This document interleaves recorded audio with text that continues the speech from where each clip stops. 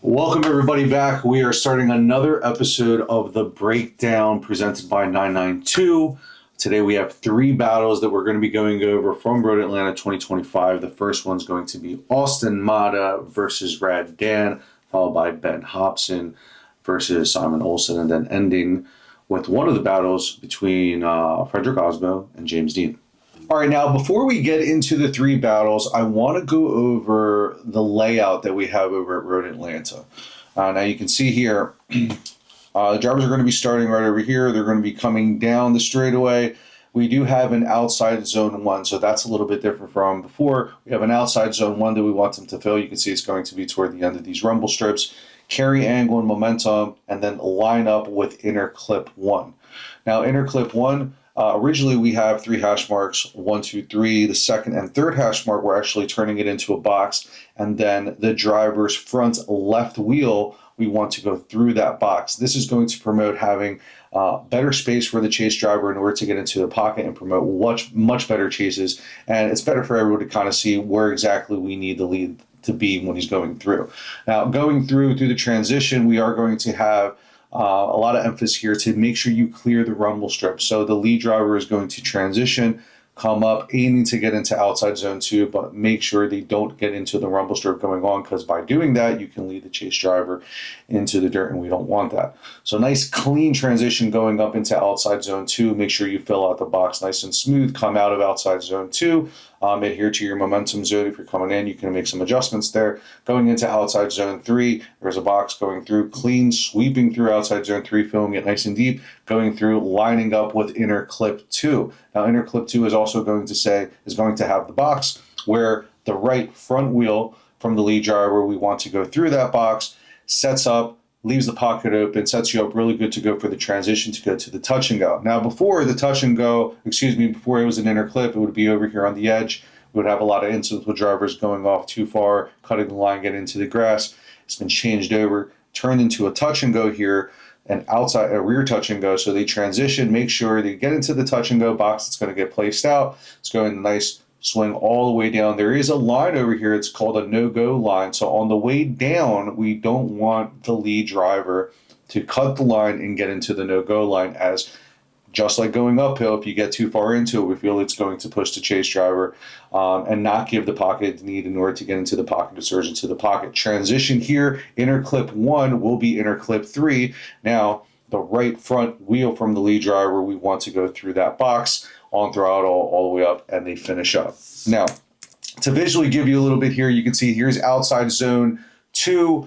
Outside zone three, you can see originally it was over here. We moved it down just a little bit. Here's a good representation of the inner clip box. You can see this space that's left here now, that space gives the chase driver enough space to go in, where before we feel like if you have the lead driver right up on this inner clip, there was no space. A lot of drivers were getting into this dirt. No need for that. So now this promotes having a little bit wider of a line, pouring on a little bit more angle, and leaving the chase, giving the opportunity for the chase to get into the pocket if they position themselves correctly. Here's a touch and go box. You can see that it's going to push you far outside on throttle all the way down the hill. Here's that no-go line that we were talking about. So in the lead, when you're coming down after you get into the touch and go box, you stay nice and wide. Make sure you pour angle on here, because you want to make sure you leave the pocket open all the way down. Make sure you clear the no-go line. If you get into the no-go line, there's going to be a deduction there as well too. Then you transition, go off into the inner clip.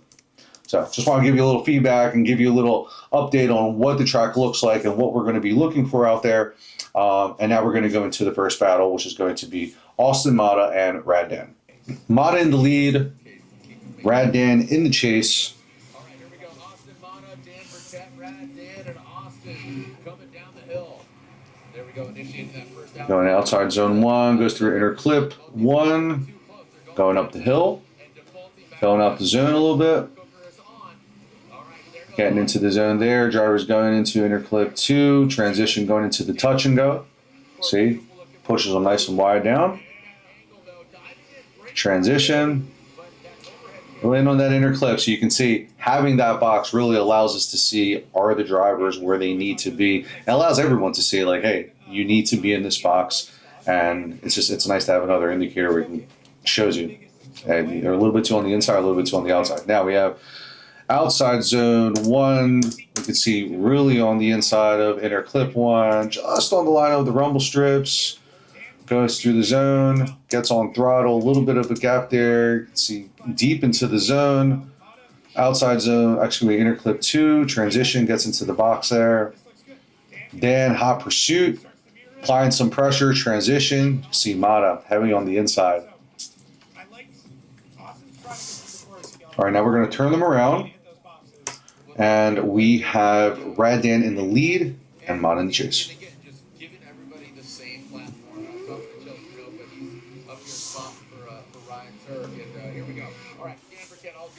Then you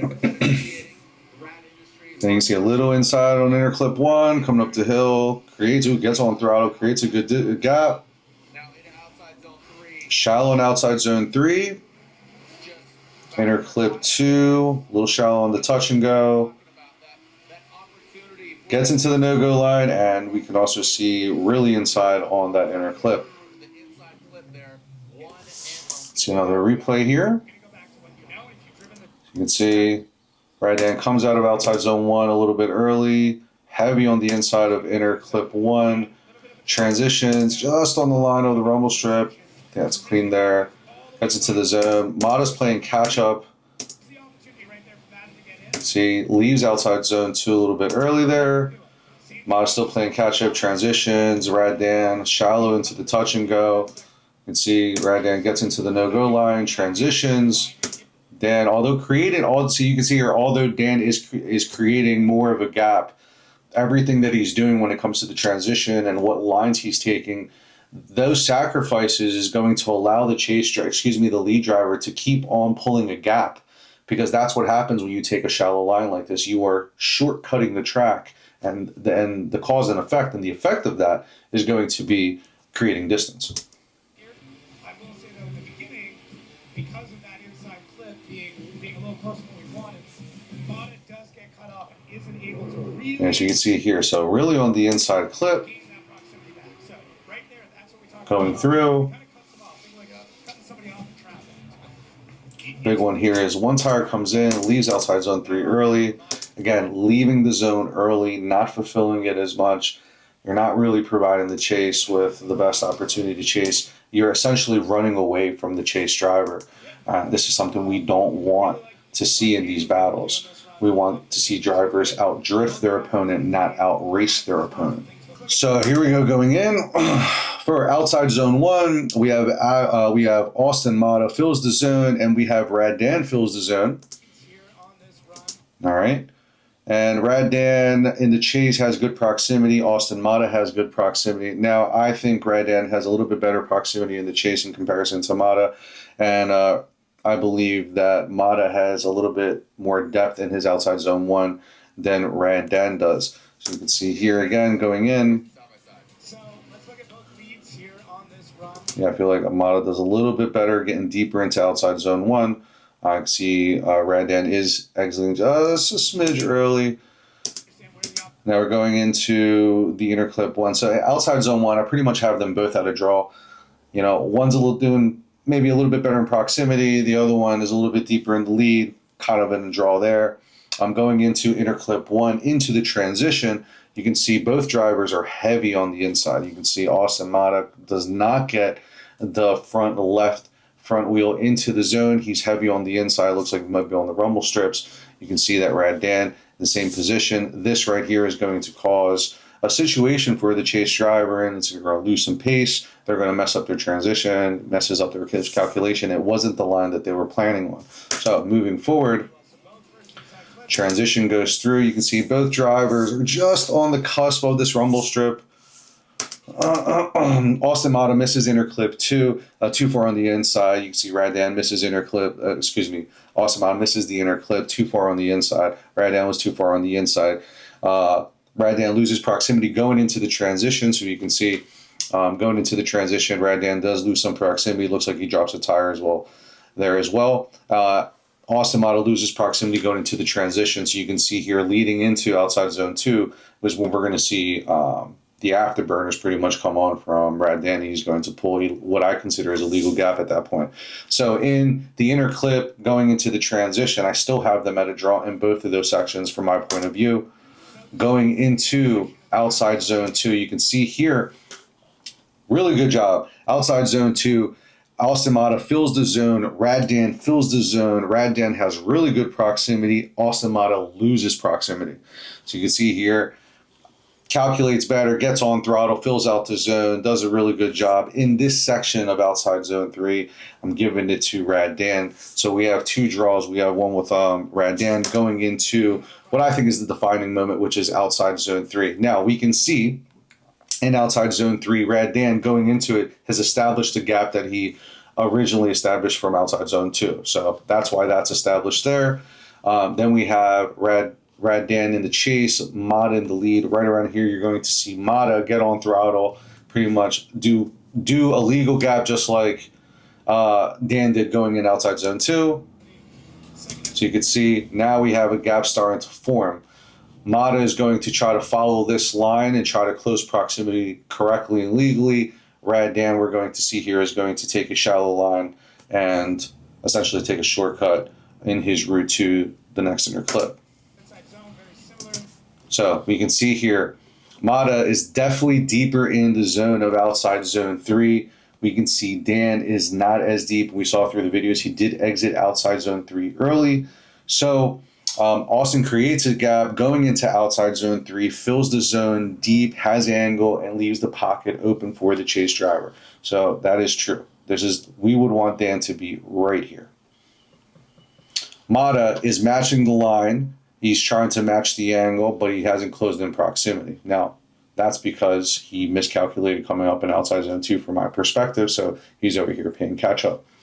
Rad Dan has every opportunity, was close, maybe for whatever reason going into outside zone 3, just miscalculated rolling in on throttle or something like that, but you can see he kind of got caught behind the 8 ball in the chase in outside zone 3. Rad Dan gets one tire into the beginning of the zone and then leaves the zone early in the chase. Rad Dan loses proximity in outside zone 3, cuts outside zone 3 completely, using the shell line to reestablish proximity. And Austin Mata, like we said, was losing had less proximity in outside zone 3. Now, when we go through,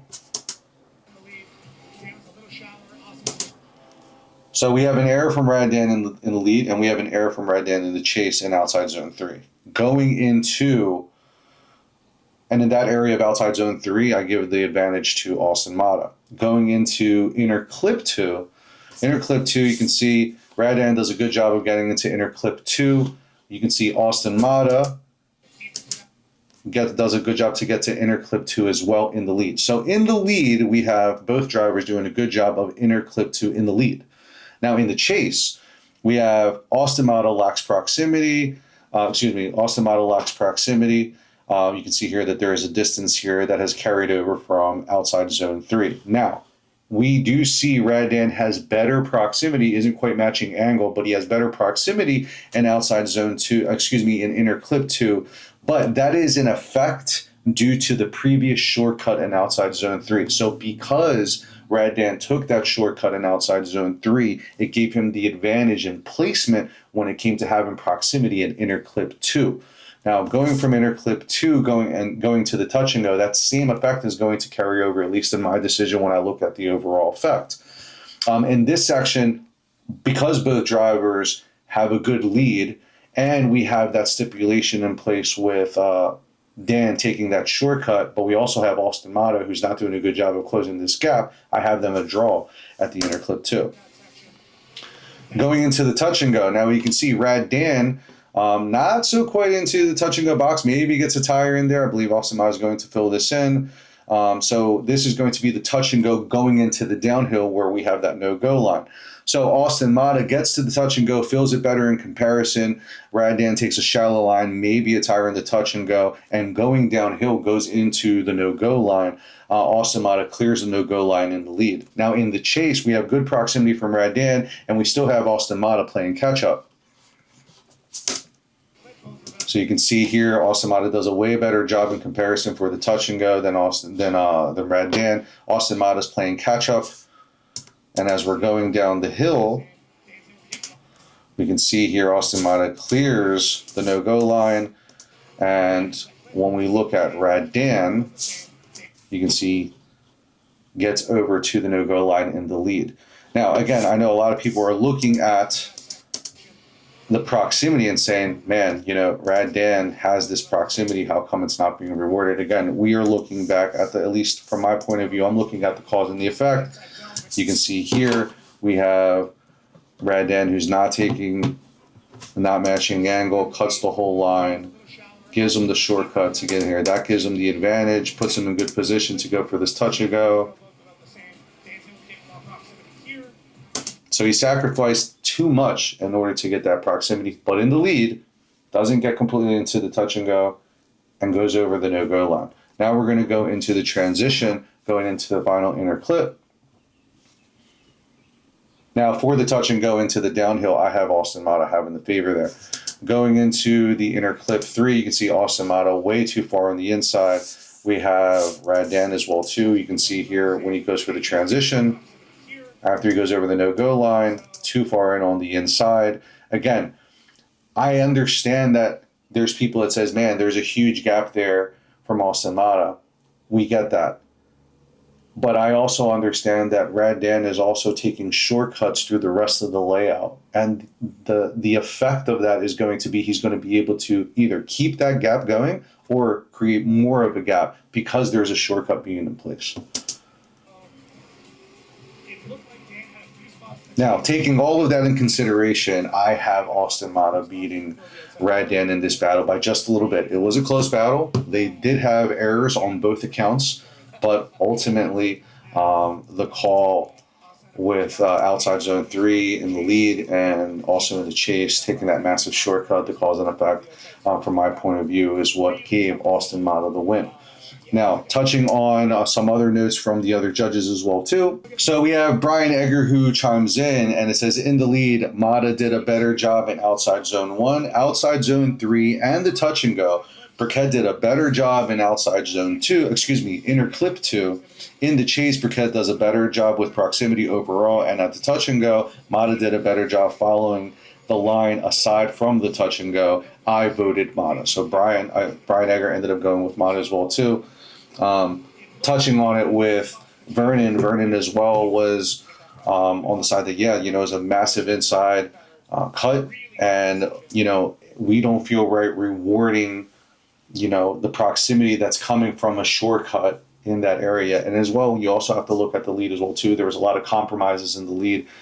He was definitely on the same side of, like, if you're going to take these sacrifices and you are going to make these shortcuts, it's going to only benefit the chase driver by establishing more of a lead and not really being the most fair advantage for the chase.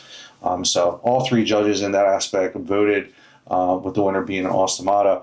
And, you know, we can understand visually, you see someone getting closer and you're saying, well, hey, the proximity is there. You know, this person should win. But you have to understand from a judge's point of view, we have to look at everything that happens in the battle, take it all into consideration, and come up with our independent cause. And you can see here, we ended up going with Austin Mata. But anytime you watch one of these battles, you just say, hey, listen, I see this guy glued on him. How come this person didn't win? And you always have to look at, was there something that happened in the lead? Was there something that happened in the chase that contributed to this, what you think is the advantage, or what he's doing better? And in this case, yes, Burkett was doing a great job keeping proximity, but there was a massive shortcut. And when it came to the chase, he did a really good job of keeping a gap, but he also was doing everything that we didn't want, which promoting more having a gap, cutting the line, taking this, not getting deep into the zone. And that's only going to allow Rad Dan to either run away and not give Mata the best opportunity to get into the pocket where he needs to be. So moving on to the next battle, we have Ben Hobson and Simon Olsson. All right, Ben leading first, Simon in the chase.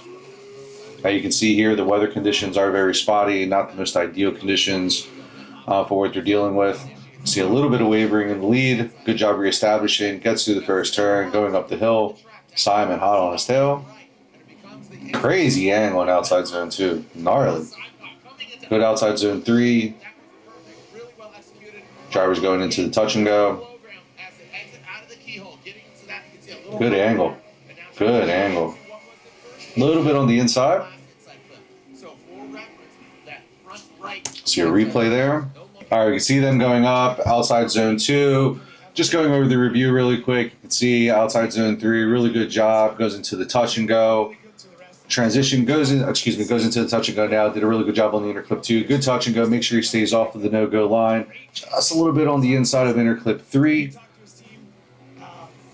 And Simon on his tail. So we're going to switch them around, and we're going to have Simon in the lead and Ben in the chase. Great attitude and taking that knowledge, like I said, that 10-year, and take that knowledge, apply it to his old car, and here he is. So here we go, Simon Olsson out front, initiating that first outside. All right, Simon Olsson goes through outside zone 1. You can see a little bit on the inside on out inner clip 1, goes up the hill, fills out outside zone 2. It's hot on his tail, comes in, and we have the incident right there. Right. On the line, contact was made tire on tire, and that really is going to disrupt both vehicles. So we're going to watch the replay again. Now, what do we do in a situation like this? We have a battle that happened, right? We have 3 judges, and ultimately we're going to have Chris that's going to come over and say, hey, listen, who do you view as fault? You know? Now, the judges don't have to agree on who's at fault. There's 3 of us. We all independently choose who we think is at fault. Now, in this scenario, we all have Simon Olsson as not being at fault. We have the fault on Ben Hobson. So it's not that we all agreed on it together. It's just all 3 of us happen to agree that way. Now, we're going to give a little insight on what happens. See if we can get a little bit of a replay coming in here. We come up. Now, what are we looking for in an area like this? All right, now, we had a lot of drivers that were coming up to us through this. We're going to have the replay go in a little bit. A lot of drivers were saying, hey, listen, due to these conditions, you know, I see my drivers maybe dabbing a little bit of the handbrake just so we can settle the car. Are we going to get penalized for that, or how is that being viewed?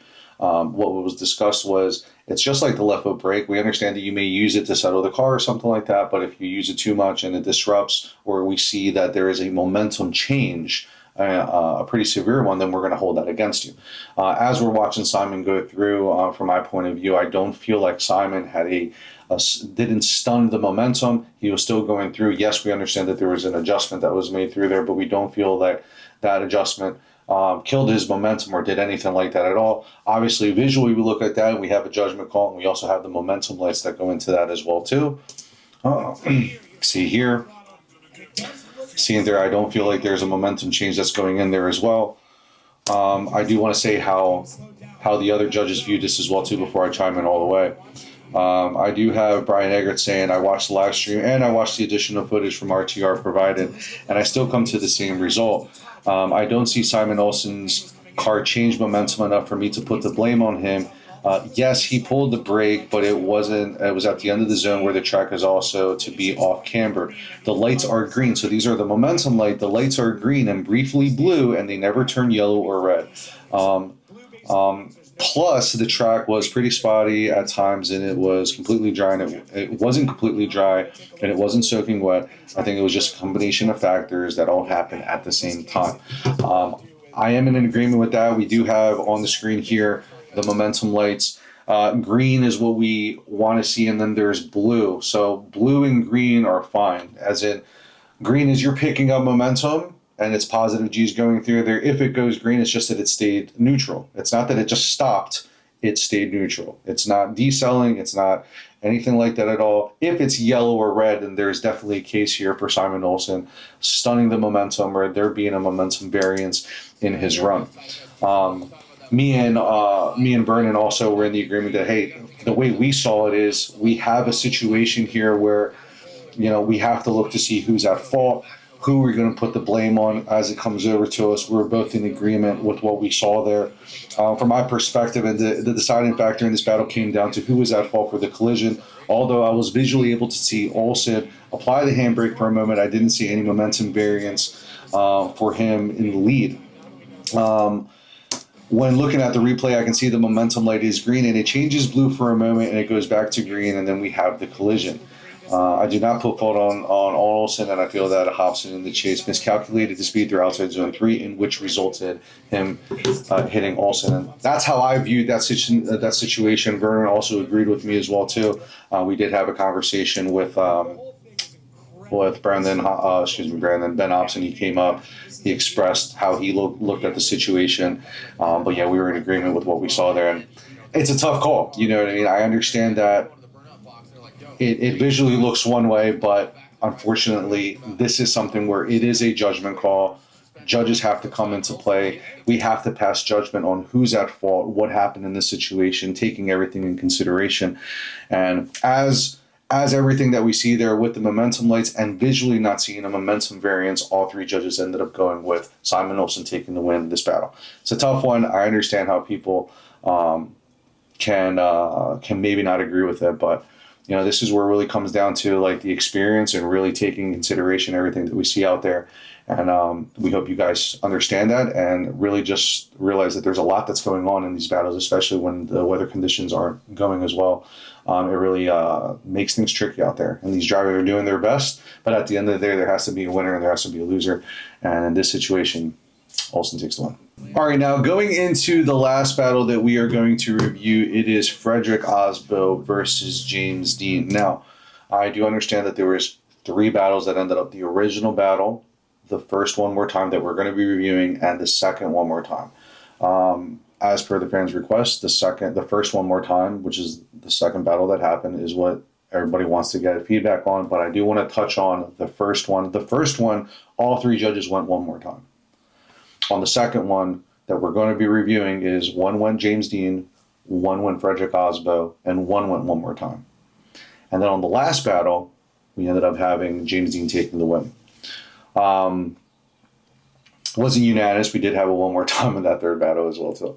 But that's what ended up happening. But we're going to focus on what happened on the first one more time, the second battle that's going on here. So we have Fredric Aasbo in the lead, James in the chase. All right, Fredric Aasbo in the lead, James in the chase.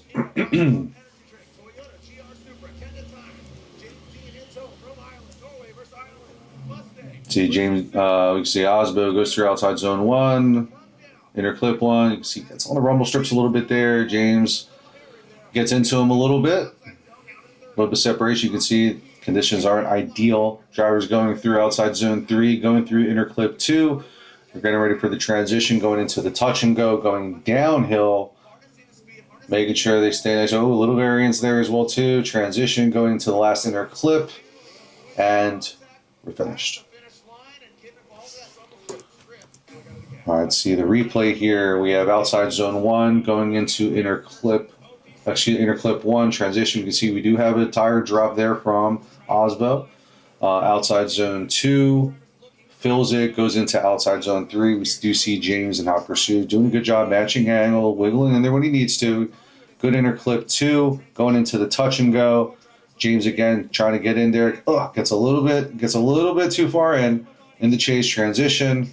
Looks like a little bit on the inside there and finish. All right, we're going to switch them around. We have James Deane in the lead, and we have Aasbo in the chase.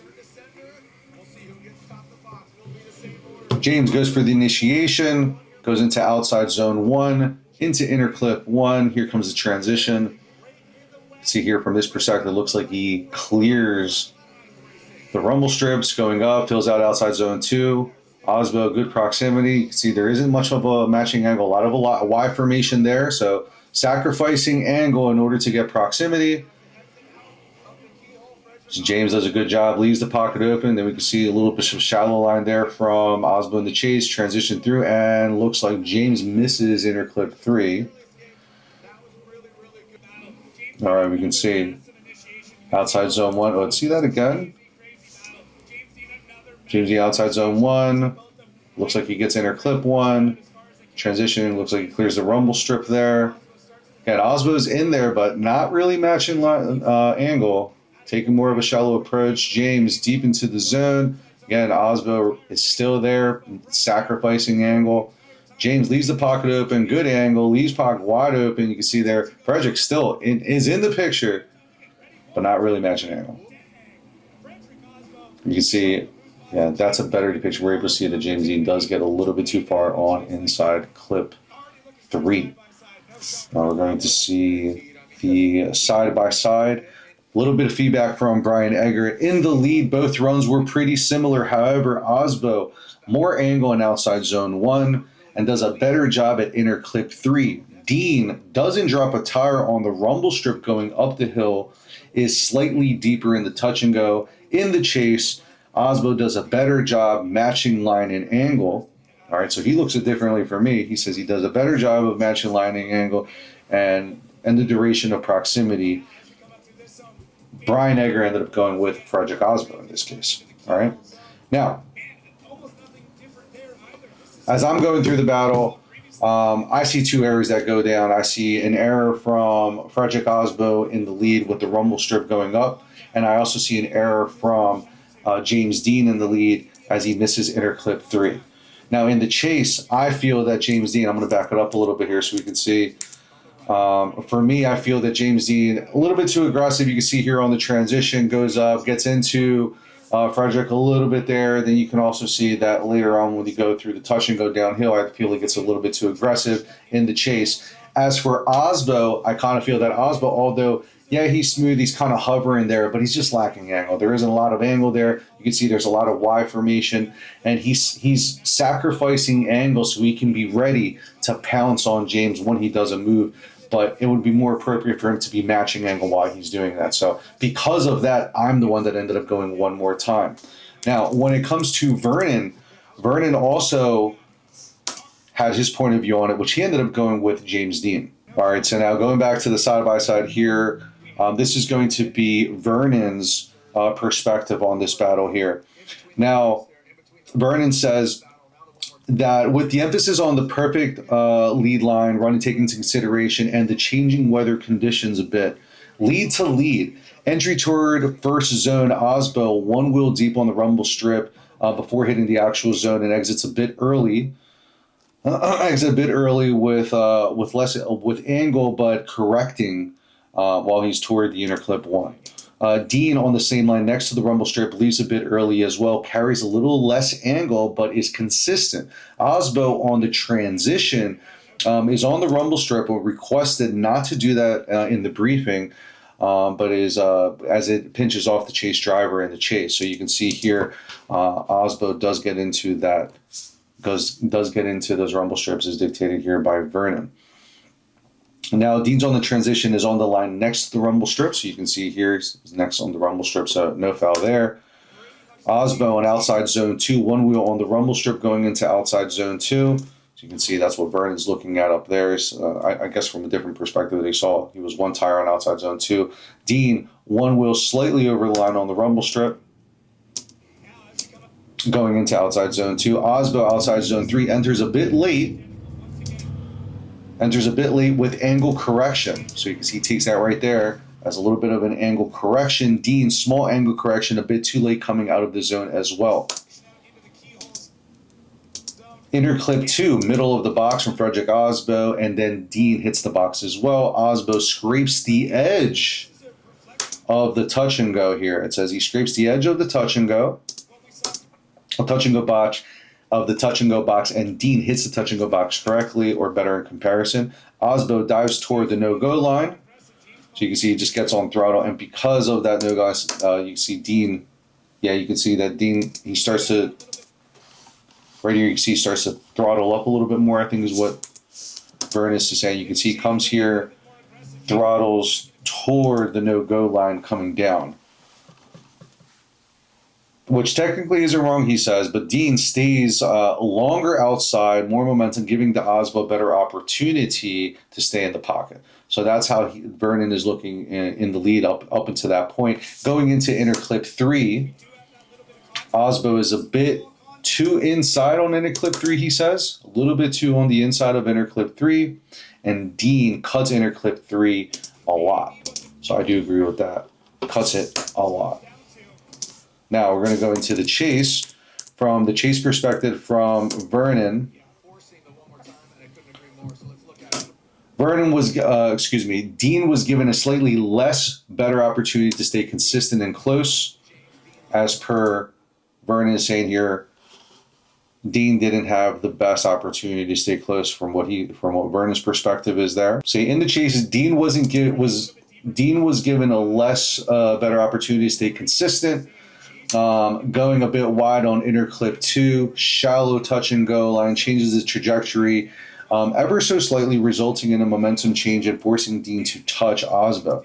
So you can see leaving here, it changes the trajectory, and from Vernon's point of view, so that's what causes the bump from Deane in that perspective. Aasbo overall was a bit shallow on both line and angle in order to stay close, and on inner clip 3 toward the finish line. Was quite a bit, about a tire and a half off from the rumble strip. And from Vernon's point of view, James Deane ended up getting the win on that. So you have James Deane with Vernon, you have Fredric Aasbo with Brian Egger, and me ultimately, I ended up going one more time. It was a really close battle. I understand, I believe they said this had never happened before, but I respect where the judges are coming from. I can see why Vernon went the way he did, and I can see why Brian ended up going the way he did. Me, honestly, I needed to see a bigger error in order for me to make a decision. I saw both errors in the lead. I saw errors in the chase. Ultimately, one more time. I do want to say I do apologize for the confusion that ended up happening at FD. I understand that the results went in. There was a little bit of a mix-up, but that was really just on my... I went out there and had to make sure that the results were correct. Told them to verify. It took a little bit more time than I wanted to, but moving forward, I just got to make sure that that's in correctly and we don't have a little mix-up like that. So I do apologize to everybody that affected. It had nothing to do with anything. There was no drama. There was no script or anything like that. It's just like, you know, it was a long day and just take a little bit more time to make sure that stuff is entered correctly. But for me, ultimately, it was a one more time. I just couldn't see a way to really find a winner in that situation until we went into that second one more time, which was the third battle. But I hope that gives you a little bit of clarity on how Vernon saw things, and it gives you some clarity on how Brian saw it and how I saw the battle. Again, 3 different ways. Hell of a battle. It ended up, just being James taking the win at the end. And, that's how it goes sometimes. It's a judgment call. I understand not everybody's going to agree with it, but, that's what we're up here for, is to analyze everything and try to split hairs as much as we can in order to get the decision that you guys need to see the winner in these battles. But that's all that we have here for the breakdown. Be sure to stay tuned for Orlando. We're going to have 3 more battles up and try to give you the breakdown and give you all the examples of why we went the way we did. Really enjoying these. This was a hell of a battle. A lot of good battles that went on here. The weather was crazy as always, but hopefully Orlando is going to be a lot better and we can have a lot more action over there in the draft. So let's cross our fingers, hope it all goes through. See you guys next time on the breakdown, and stay tuned.